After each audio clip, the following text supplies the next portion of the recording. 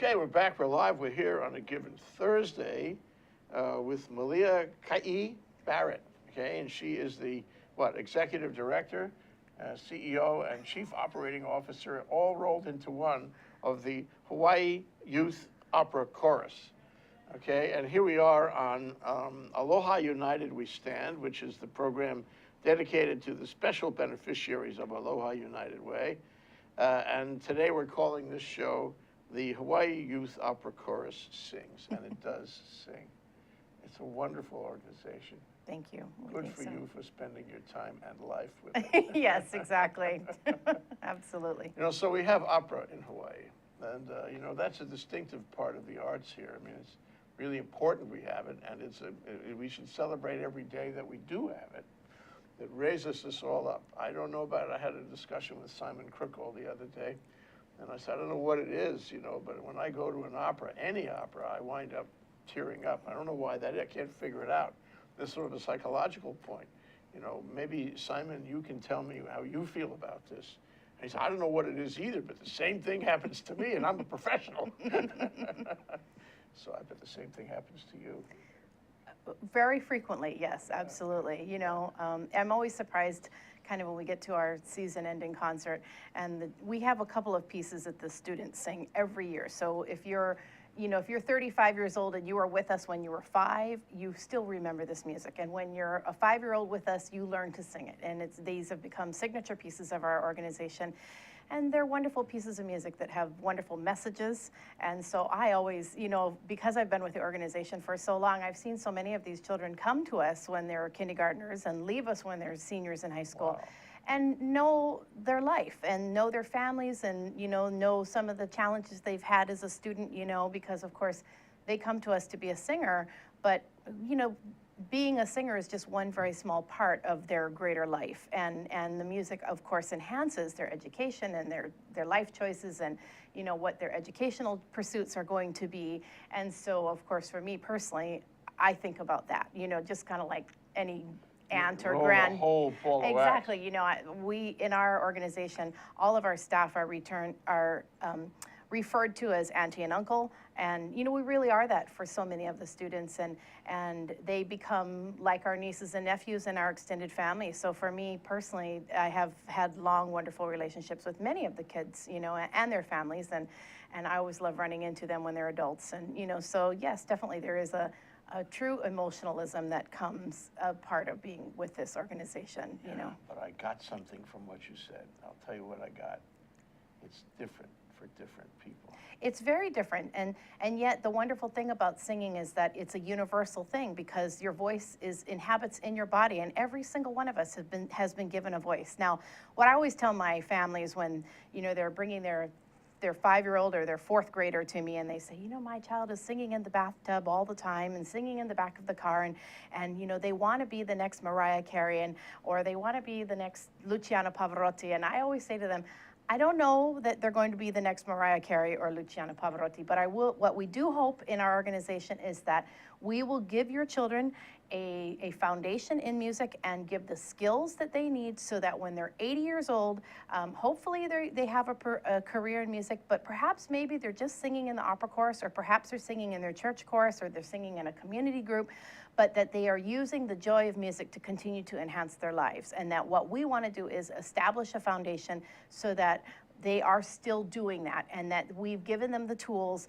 so that, you know, when they're 50 or when they're 80 or when they're 25, they can still jump in at any point. And because music is such I personally believe that you cannot do music without finding joy. I mean, yes, there is absolutely angst, and there is, you know, some of the music is quite emotional, and it will draw those emotions out of you, but it's because it touches something very human in you.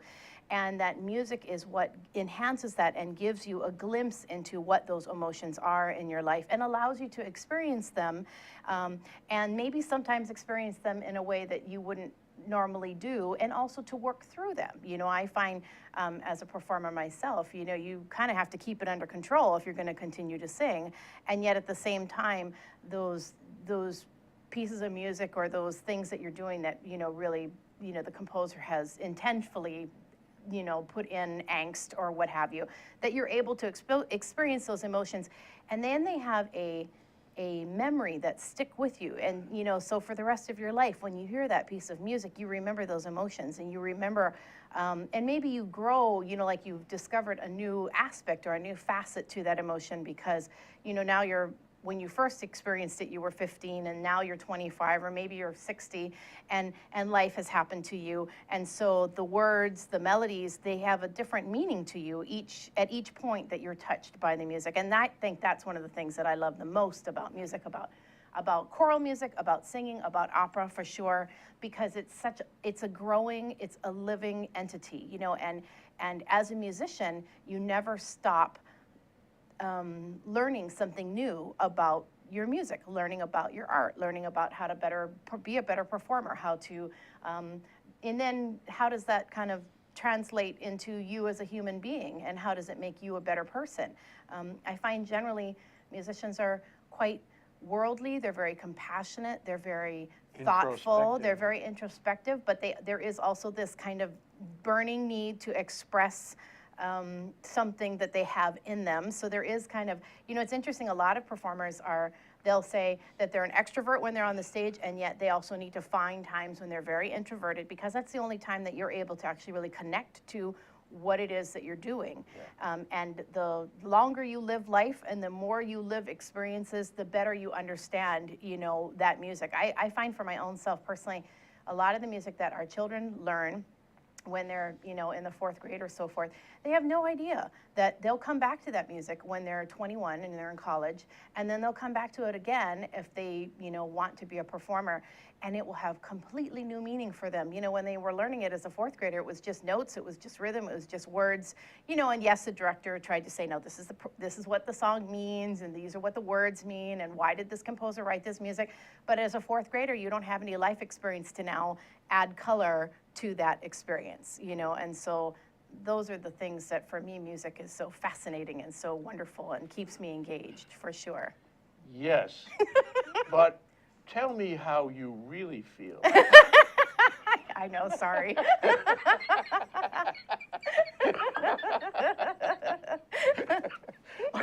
We are taking a break. So, I really wanted to sort of reintroduce you in case people don't know who you are. It's important they know who you are.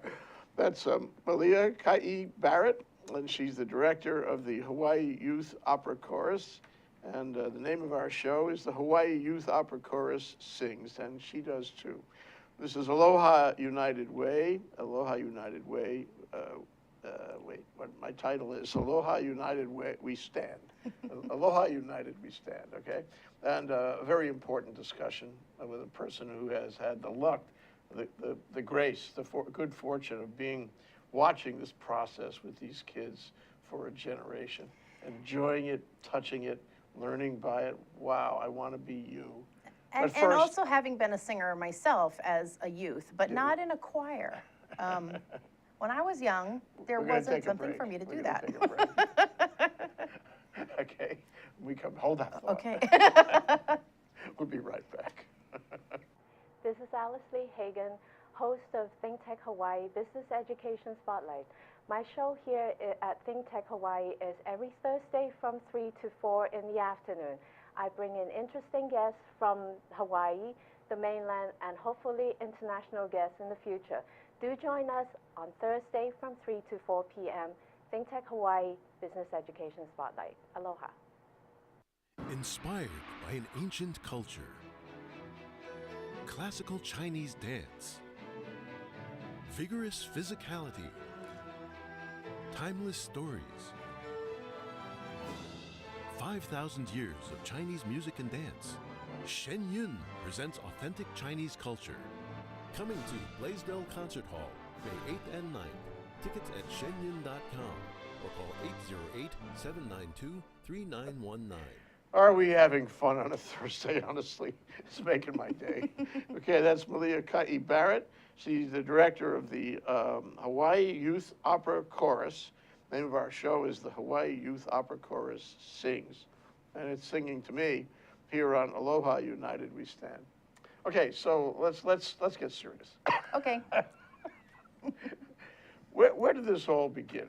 First of all, where did the organization begin? And then we'll ask you where you began. Sure. So the organization started in 1961.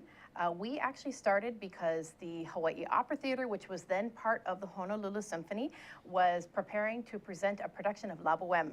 And as an opera lover yourself, you know that there is grand opera that requires a children's chorus. But not all grand Not opera. all grand opera, but in La Boheme in particular, there's a very well-known children's chorus part. It's in the street scene. Correct. It's the ragazzi, right? And they come Okay. out and they play with Parpignol and they are, harassing him for toys and so forth. Anyway, it's actually quite complicated music. It's very sophisticated. Puccini he's very deceptive because it seems like it's also beautiful and also easy, and it's darn hard to sing and it's very hard to learn.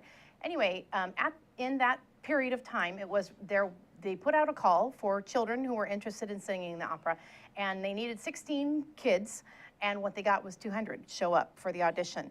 And so at the time, Eileen Lum and Richard Vine, who were involved with the musical life here in Hawaii and must have been members of the symphony chorus and opera chorus society or what have you, recognized that there was an interest of children singing this kind of music, this kind of higher sophisticated level of music.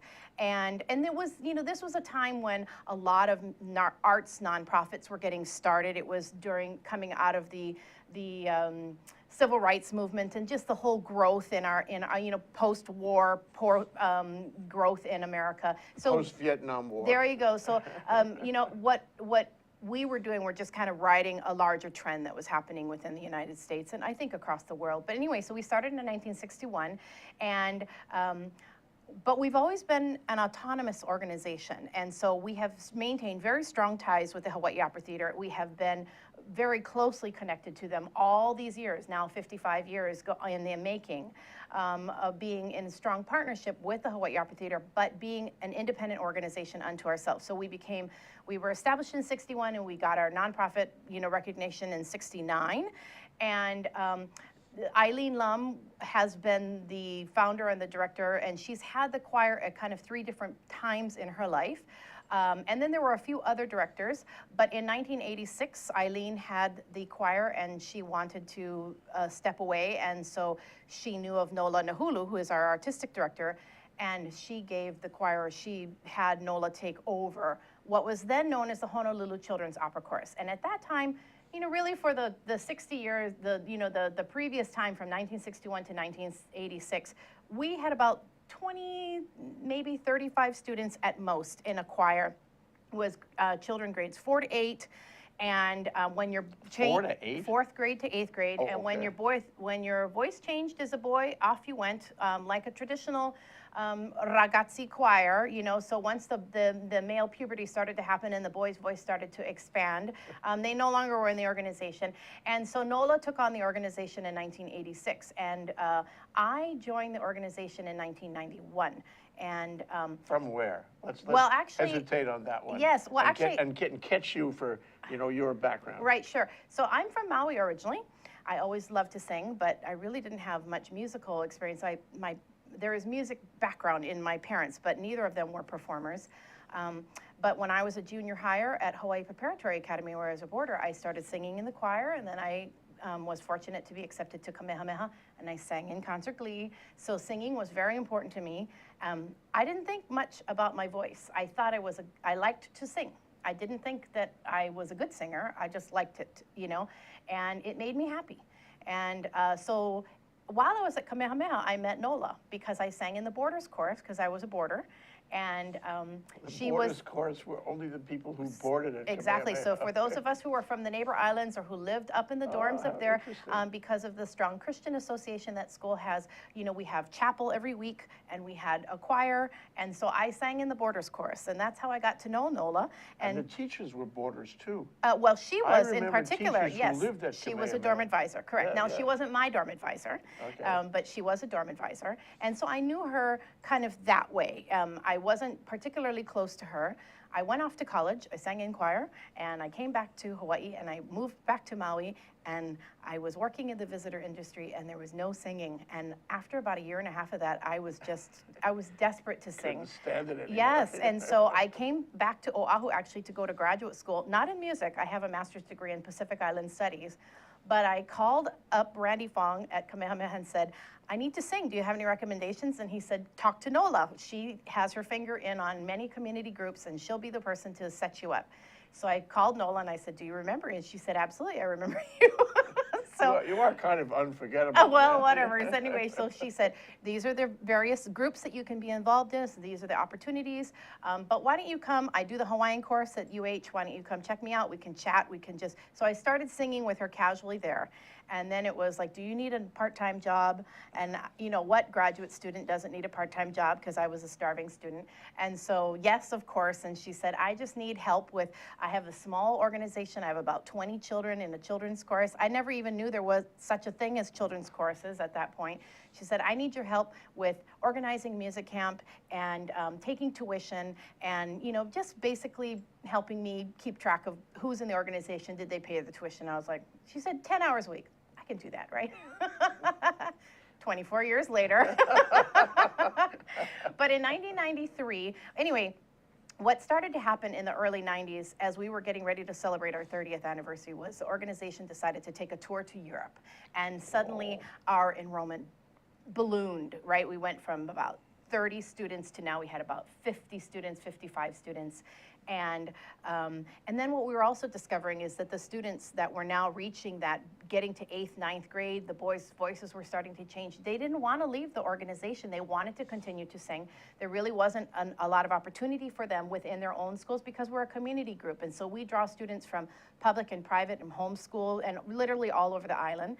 And so these students didn't want to leave us. So we started kind of expanding. So now we opened up a high school group, and then we started going down a little lower. Now we entered, you know, third grade, and then finally down to kindergarten. Wow. So in 1993, we changed our name to the Hawaii Youth Opera a Chorus. broader Exactly, because spectrum. now we serve children kindergarten through 12th grade. And that is what we've done. Yeah. And we have, our enrollment has kind of grown, and then it's gotten a little smaller. And, you know, so the largest enrollment that we had, which is about maybe 8 years ago, we had about 220 students.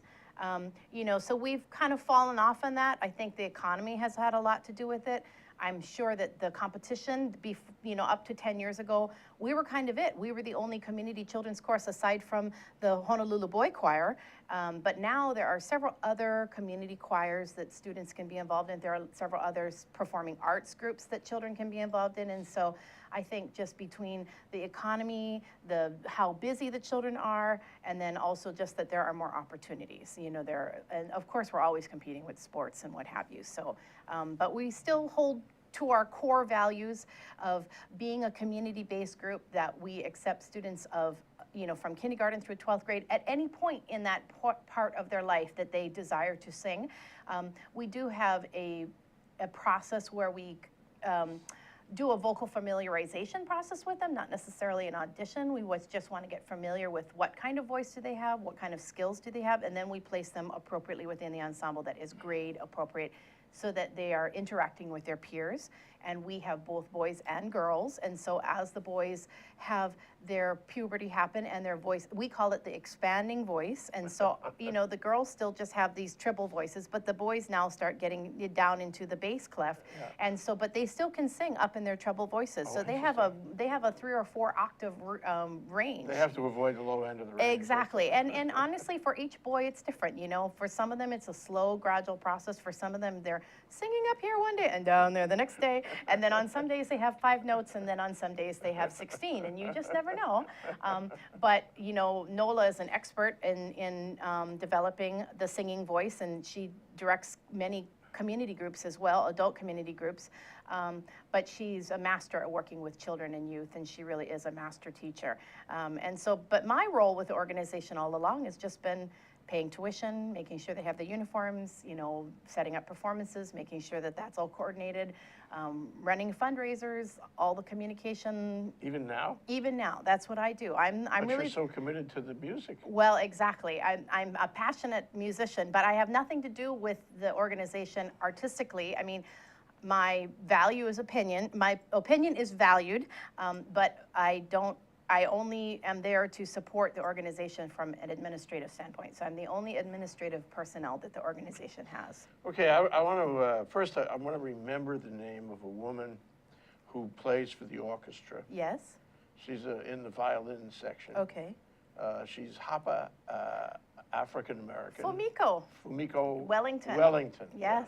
Yeah. She's sat in this chair a couple times. Yes. And I Love Fumiko. Love her dearly. Adore Fumiko. She's beautiful. Yes.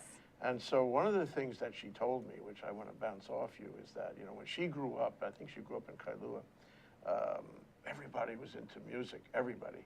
And, you know, the high schools had so many programs, you couldn't hardly escape it. Every kid came away with music at every level, you know, from classical to Hawaii music.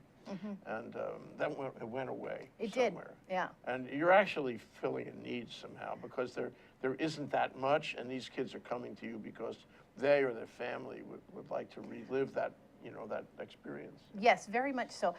In the 60s, we had wonderful music programs here in Hawaii, and all the schools had wonderful music teachers. And then due to, I'm not sure, music cut, you know, budgetary cuts, whatever's, music pretty much went away from the schools. And as I said, when I was a student, I went to Lahaina Luna for the first 2 years, and they didn't have a choir. They only had a band. And so I taught myself to play an instrument so I could be in the band, because that was, and when I was younger than that, there was really no, I mean, they had a school band and it was just like you imagined it to be. But yeah, the fine, robust music programs that used to be available kind of went away between the 70s and the, I'd say, like early 2000s.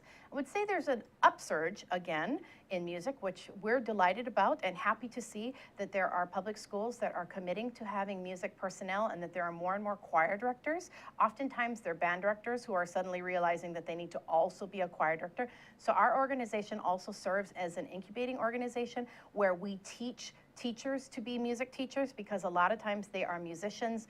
They are a teacher who has interest in music, but they don't know how to teach singing. They don't know how to run a choir. They're not necessarily singers themselves. And so these adults can come and spend time in our organization as interns, and they can shadow our organization. And then, you know, the longer they spend with us, they can actually begin to teach and conduct themselves, so that they can then take their skills and now go into the departments in the schools and become music choir teachers. So it's a ready-made teaching possibility. Exactly. And then we do have, I mean, I've noticed that we have a fair number of students that now are alumni of our organization, and because of their experience with our organization, they have chosen to make music education their life pursuit. Wonderful. Yes. It's part of the Hawaii tradition, don't you think? I would think so It's too. right across yes. the board, and we cannot afford to lose it. Yes, and Fumiko, you know, Fumiko's daughter, Kioi, was a member with our organization. In fact, she was with us until she was a junior in high school, and then she got accepted into Interlochen because she played contrabass all along. She's one of these crazy and intelligent and talented young ladies, as you might imagine, with a mother like Fumiko. Yeah. But you know, Fumiko was a single mom, and so Kioi, really our organization was an extended family for her, and we are that for many, many students. We have every combination of families you can imagine, and our organization, because of its consistency, because of its, you know, we really have a culture of nurturing and care and compassion. And so the students and the families tell us always that that's one of the hallmarks that they love about the organization, is because they are enfolded into a family, and we treat them like family, and we make, you know, we hold them accountable, but we also rejoice with them when they have successes. And so anyway, Kioi actually was with us until she won from the top, and then went off to Interlochen. And of course now she's just finished at New England Conservatory of Music, and she's just been accepted to San Diego, and another, I think it's a master's degree, and I'm not sure if it's composition or, but anyway, she's just one of our students. Well, what a great experience for her. I want to talk to you about the experience of all of this after the break. But before the break, I want to ask you, you know, I've heard it said, we've all heard it said, that music is a DNA thing. It's passed on down. If you look at the, you know, genetic talent of the parents, and you'll know the musical talent of the child. Is it true? And how does it work in the Hawaii Youth Opera Chorus? Well, actually, singing is a learned skill. And rhythm is a learned skill. So the younger you learn it, the easier it is. Yes, I mean, if you're 35 and you suddenly decided that you wanted to be a singer and you've had no experience with it, I can assure you that unless you have the DNA background, and even if you do have the DNA background, it's going to be a challenge. You know, it requires, you know, connecting your body. It's very kinesthetic and learning how to breathe and how to self-awareness. Exactly, physical self-awareness. But music is also very mathematical. There are lots of right brain, left brain hemisphere things that are going on, and so the younger you learn it, the better. And so we have children that come to us that do not match pitch. And you know, back in the day, we used to call them tone deaf. We don't even use those terms anymore. They just don't match pitch. But pitch is a learned experience. And so the longer that they're with us, before you know it, they're matching pitch. And when they're very young, you know, we have kinesthetic techniques that we use with them. And some students, it takes longer than others. Some of them, within a mere matter of weeks, they're matching pitch. They're singing next to their cohorts, and they're matching pitch exactly. Some of them, it might take a semester, it might take a full year, it might take a year and a half. We've had some students, it doesn't matter to us, because we know that the longer that they're exposed to music, that they will eventually learn that skill. Practice, exactly. practice. And just the orientation of hearing it, that the inner ear, hearing those tones and being encouraged to learn how to match them.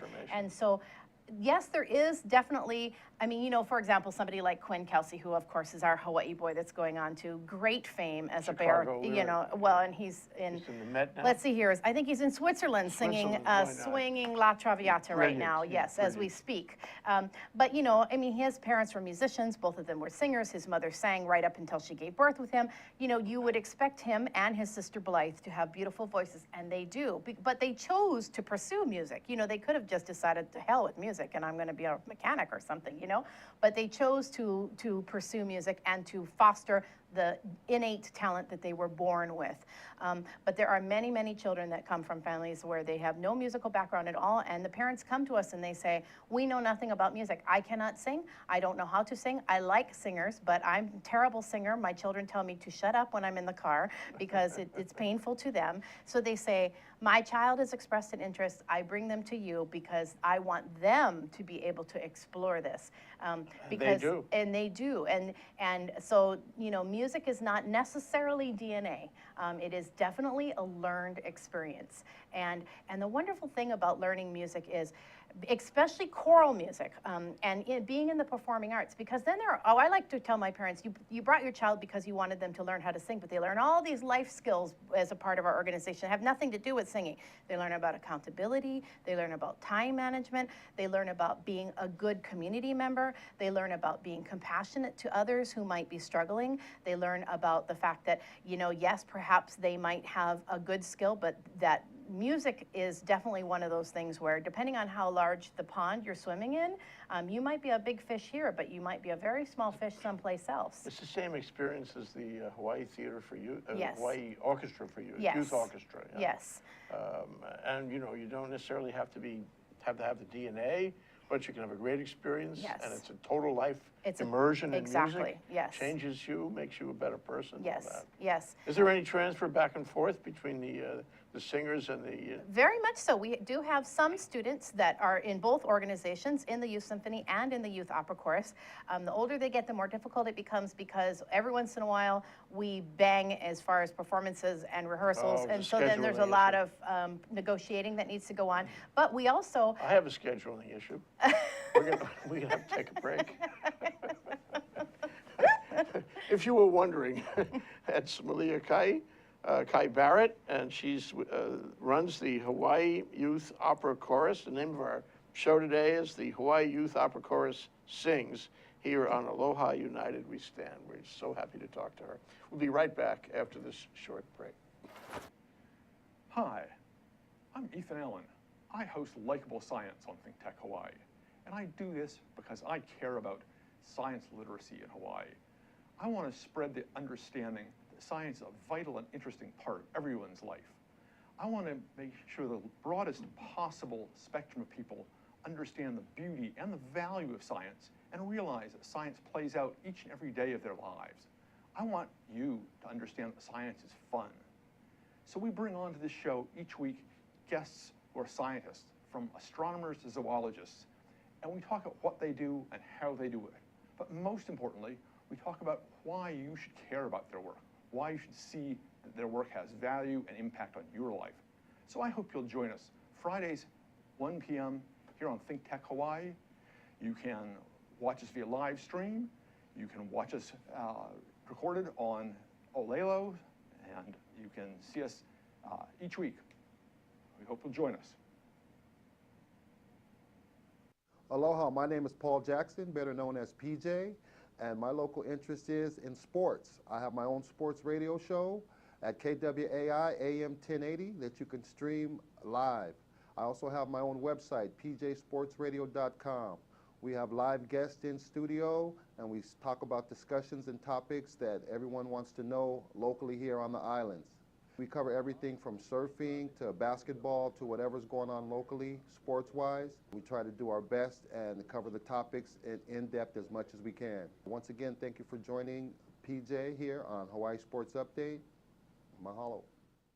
Aloha, I'm Keili'i Akina, president of the Grassroots Institute and host on Ehana Kako, a weekly program on the ThinkTech Hawaii broadcast network. Ehana Kako means let's work together. Think of the sad alternative, let's not work together. Here in Hawaii, with all of our diversity and the richness of the people, it's important for us to come together around issues on the basis of what's right and what's good and what's going to serve the common good. And that's what we try to do at Ehana Kako. Every week we interview movers and shakers, people in government, business, and other sectors of society to talk about how to create together a better government, economy, a better world here in Hawaii that can bless the rest of the world. I thank you for your attention to ThinkTech Hawaii, and we look forward to seeing you every Monday, 2 to 3 p.m. on the ThinkTech Hawaii Broadcast Network. We're Ehana Kako, and we wish you well. Aloha.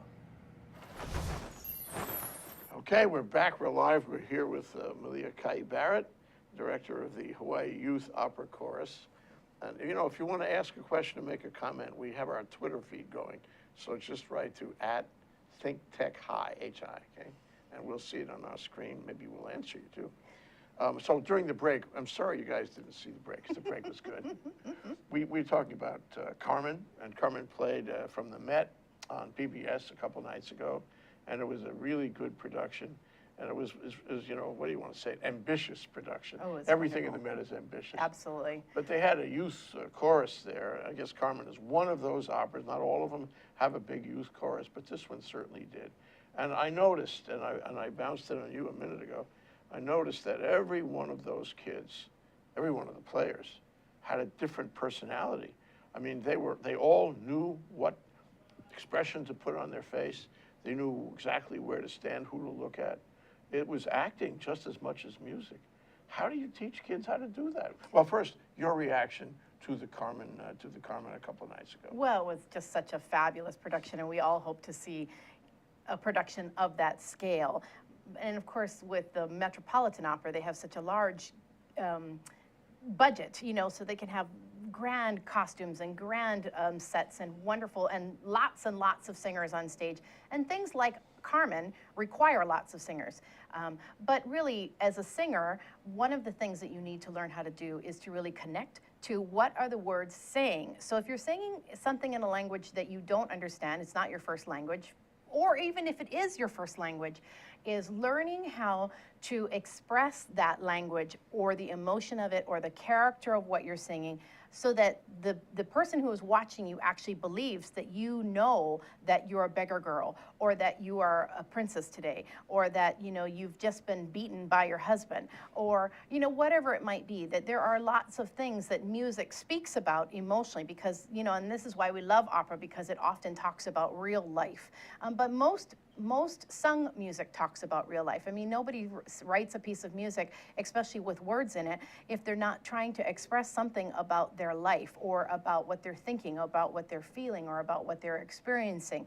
And so how do you as a performer now help the listener know that you as a performer totally connect with that. And so, as you were saying with Carmen, you really observed that everybody was so engaged and that it was almost as if each of them had been directed. The director probably didn't say, now Jay, I want you to look like, you're just gonna kill that person right now, and you just had, way too much drink today.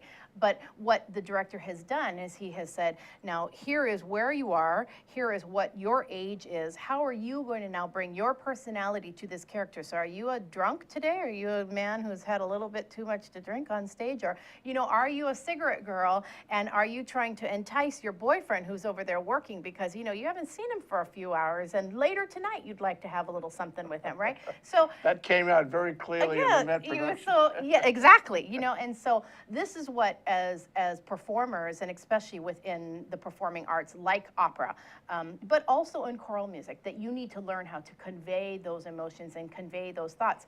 And an observer can tell right away that you haven't connected to it. If you really don't, you can't kind of see yourself being that drunk man right then, and it will disconnect. Your face will disconnect, your body will disconnect. And so with our organization, and especially because our children are young, and because some of what they're singing, they're really too young to fully understand the personality, the situation, whatever. So to teach them, well, how do you at this moment connect to this music? What does it mean to you personally?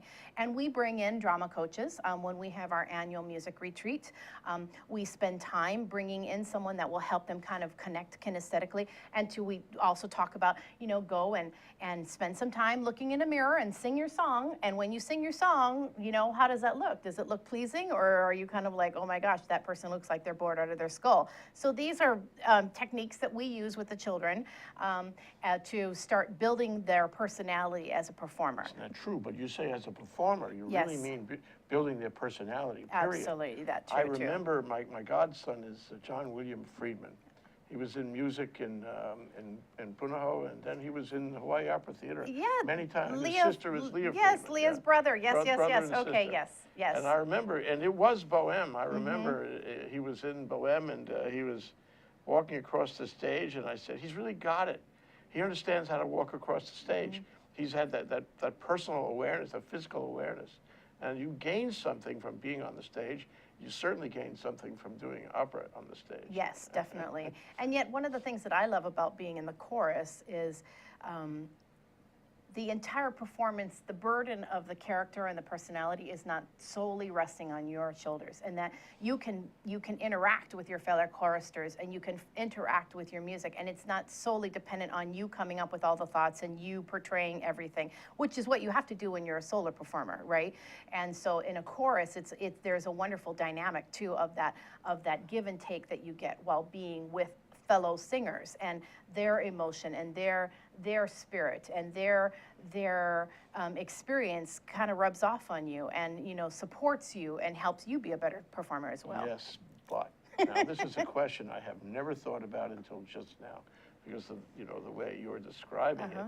So you have the community of the youth chorus, Yes. who've been practicing and singing together, who've had coaching and direction together.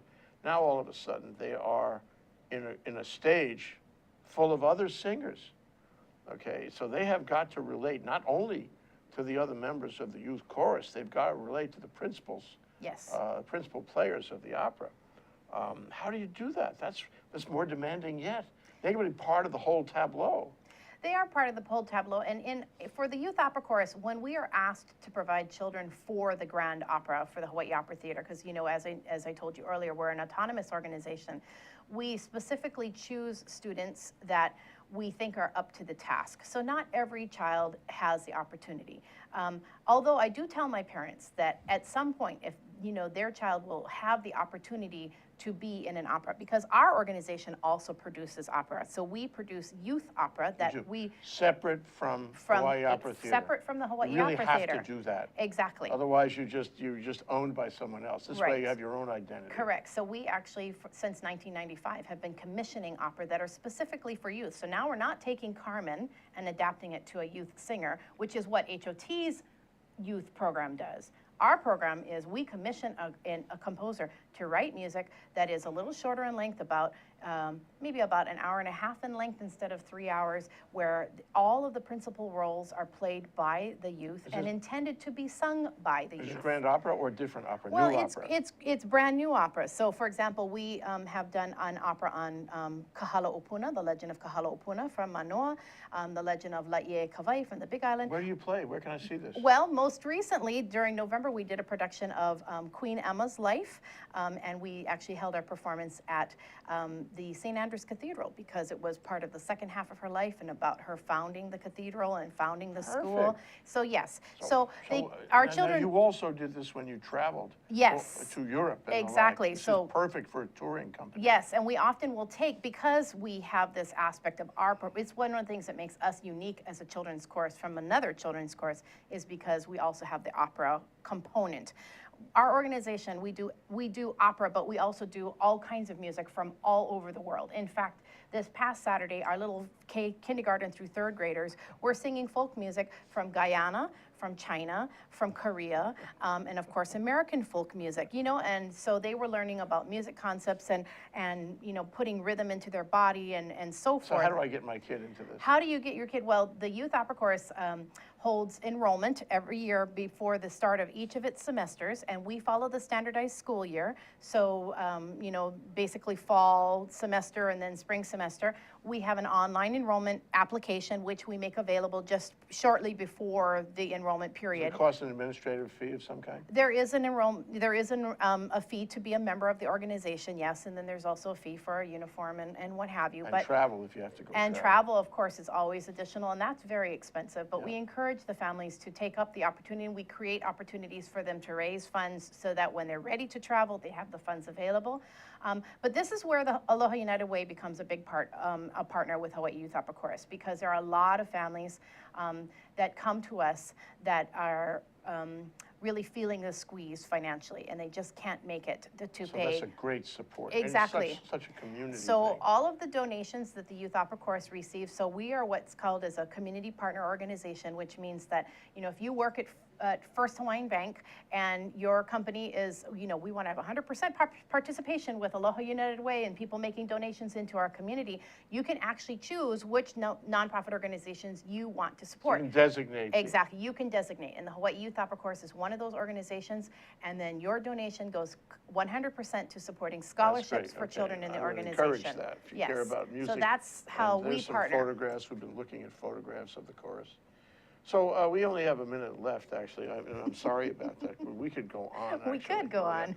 But the minute left, I wanted to reserve for you to give us a few bars. In a funny way, I feel that everything you've said has been musical anyway. Absolutely. But can you give us a minute? Think of something really good. Well, one of the songs that the children always sing, it's written by John Carter and has become a signature song for our organization, is See the World Through Children's Eyes. And our children from kindergarten through 12th grade learn this song. And I think it means more to adults than it does to children, but when they sing it, adults absolutely are touched. We're going to go out on that.